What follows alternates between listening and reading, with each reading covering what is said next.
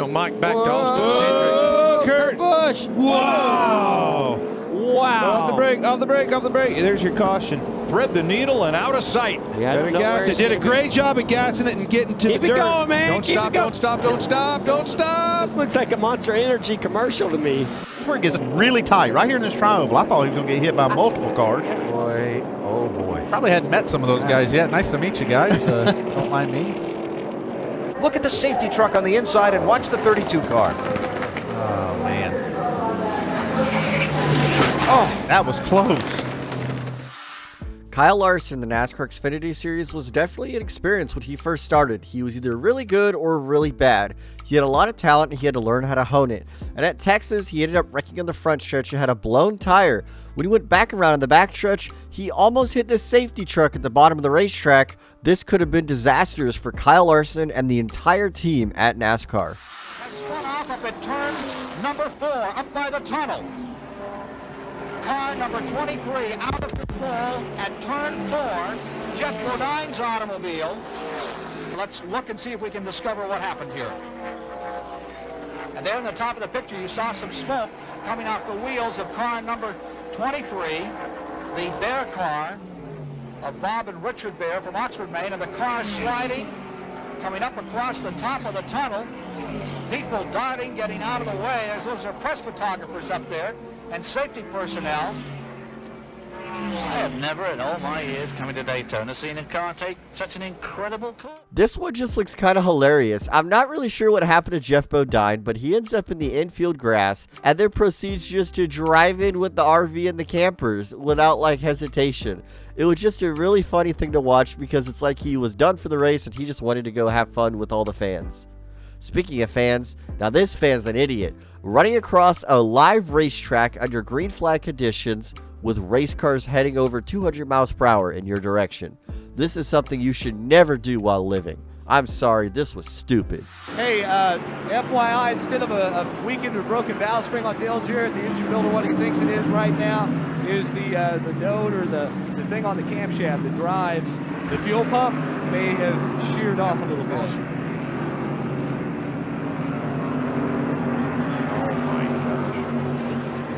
Wow.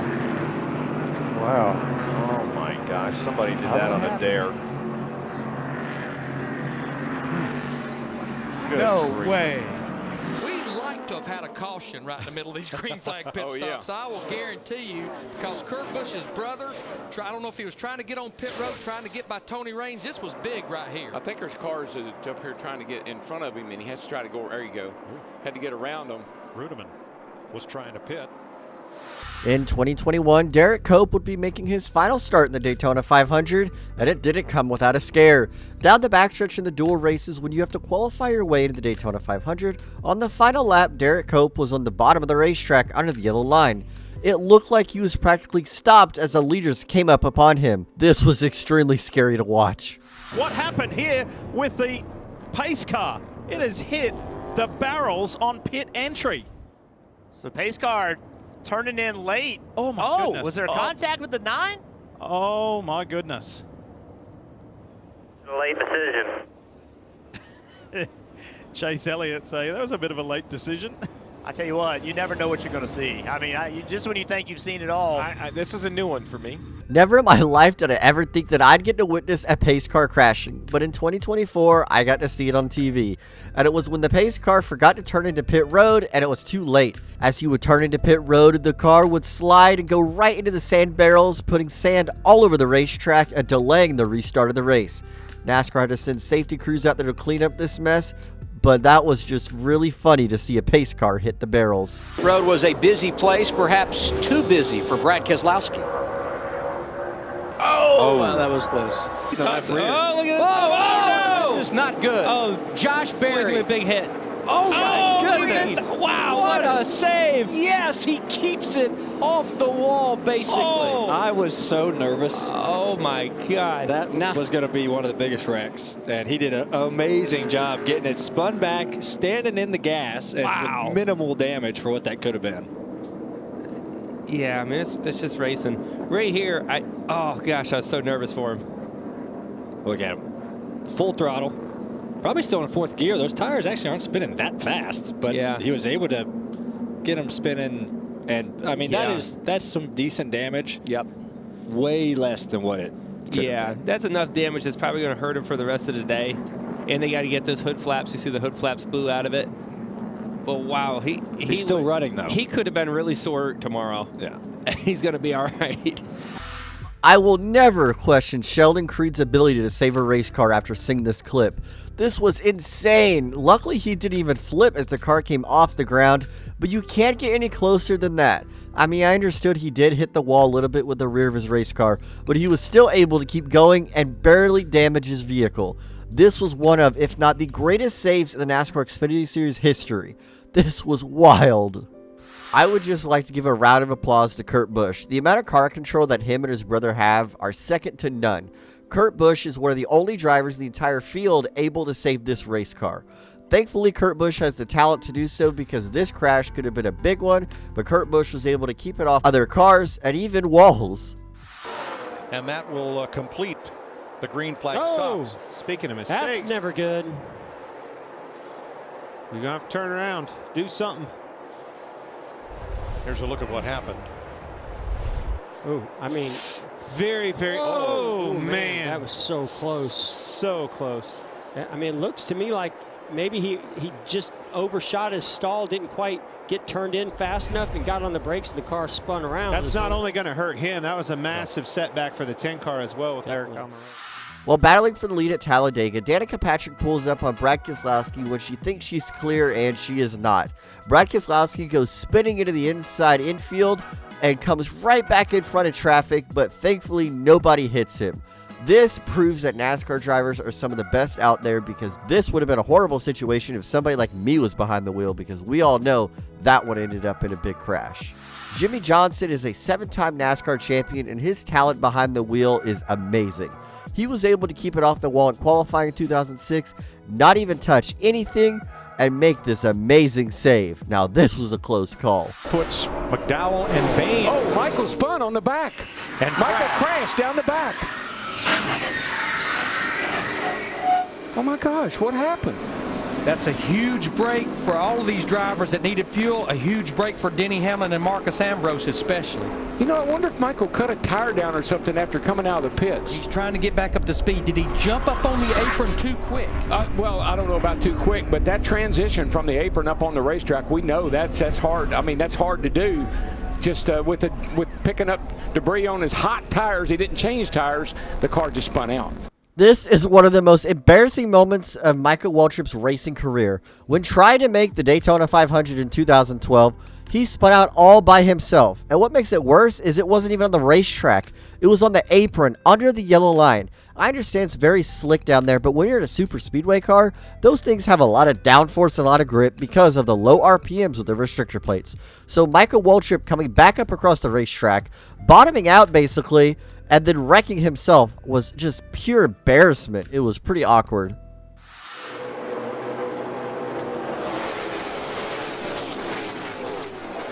Oh, Blaney's getting turned by Larson. And he saves it. How about that? But Larson's in the wall. That's it for him. And that happened. So Jimmy is racing here. Oh, Kyle Busch into the wall. Saves it. I say he was into the wall. He touched it with that right rear quarter panel and rear bumper. Look at Kyle Busch, just goes wide. He just gets up out of the traction compound, Mike, in the back end, steps around. But that was weird. Something caused that car to jump up the racetrack like that and get sideways.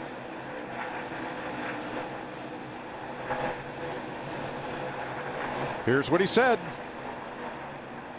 It's broke. The car is broken. After winning the first race of the 2011 chase, Tony Stewart was driving to victory lane when he almost ran over a fan in the infield. This had to have been a scary moment. And so more issues. This time it's Cody Ware in the 51. Look out on pit road. And that is a very difficult situation as Cody Ware was not able to control that car. Thankfully, no one was over the wall or on the wall at the time as he was coming in. Wow, that's a great sign. Yes. The front of that car is About as destroyed as I've seen any car this year. Maybe AMR safety crew right there attending to Cody. You could see the concern on the crew members that were right there looking into the car. Cody Ware is a driver that nobody really talks about because he runs in the back a lot. But this is one of the stories that everybody talks about with Cody Ware. He was running around Texas Motor Speedway and had a problem hitting the wall almost head on and sliding all the way down the pit lane, and he almost went in the actual entrance to the garage area. This could have been a huge disaster. He thought he had, let's see who it was he thought he had cleared. He's going to cut down here in front of somebody. Marcos Ambrose, yeah. His teammate. Goodness gracious, his teammate. That old big blue wall was coming up in a hurry, though, wasn't it? But see how he backed off? He's sliding. He's headed for the wall. He backs off the brakes. Got a little high. Here he is right back in here. Gets a little high coming through here. Gets a little close to the outside wall. Just came around on him. Goodbye. Right through Mikey. Look at it. Same tracks Mikey took. And then it's like, no, I don't want to go that way. You know how fast he was going through there? 190 mile an hour. Let's keep talking about Kurt Busch, shall we? He has some amazing car control, and so does Michael Waltrip. Michael Waltrip and Kurt Busch would both spin heading to the inside wall at Talladega in 2009. Thankfully, they would both be able to miss the wall and miss making massive damage to their race cars, as both spins were almost identical. Whoa, whoa, whoa, what did I just see? Run that back one more time, please. Oh my gosh, this is true. Ross Chastain, while pacing under caution, almost gets run into by a safety truck. My gosh, NASCAR just doesn't know what they're doing sometimes. I sure did. Oh, 32 of Corey LaJoie. Pretty amazing job by Chase Elliott to go around and have minimal when Corey LaJoie got in the back of him and turned him around, because he was on the brakes heavy, seeing the 47 of Ryan Preece going around. Boy, look how close the nose was to that inside wall. That was about to ruin Chase Elliott's day. What a save. Now here's Preece trying to stay on the lead lap without success. And Corey LaJoie could not check up. Look how close a shave that was. Maybe just a touch, but it doesn't look like there's enough damage for them to maybe have to come in. But you can see the left rear tire was smoking on the 47 Ryan Preece for a couple laps there. This is something so unlucky for Chase Elliott, and it was kind of awful that this happened to him. He was leading the race in Bristol until Ryan Preece, the 47 car, got turned right in front of him. He checked up, and then Chase Elliott got pounded by the 32 car, spun around, and lost the lead. Thankfully for Elliott, he didn't receive that much damage from this accident, but it was probably very, very, very frustrating.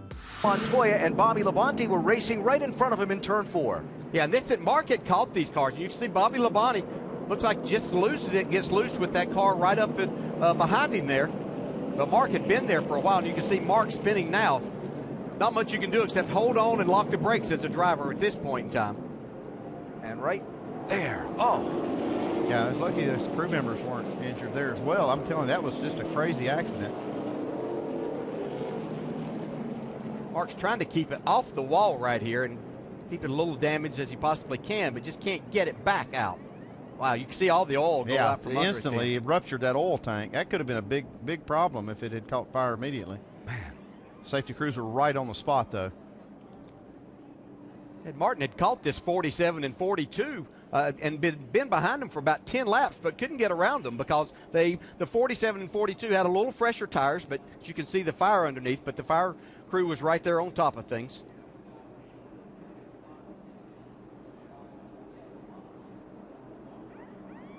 You see the end of that wall just penetrated the frame, and everything got to that oil tank immediately. When trying to avoid Juan Pablo Montoya on the track, getting loose into the 47 car, Mark Martin, who was actually leading the race, ends up spinning out on pit road after contact with Casey Kane.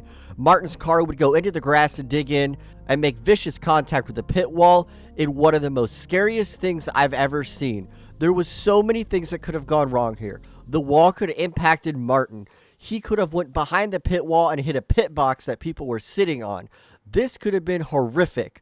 It was already bad enough, but thankfully, everything was okay after this horrible accident that Mark Martin was a part of. As well for Kevin Harvick. He said, I'm still just a little bit too loose, so they're going to reverse the air pressure change they made last time and wedge. He is away. Stalls out, though. Almost hits a crew member on the one. That was a tense moment at the end of pit road. Now, watch that tire get away from the orange car. Harvick hits it, and a crewman has to take big evasive action right here. This is acrobatic right here. That's what you think these guys that work in the pits are not athletes? If you've enjoyed this video, please hit the like and subscribe button down below. Also, if you've liked this video, I'm pretty sure these videos will catch your eye also.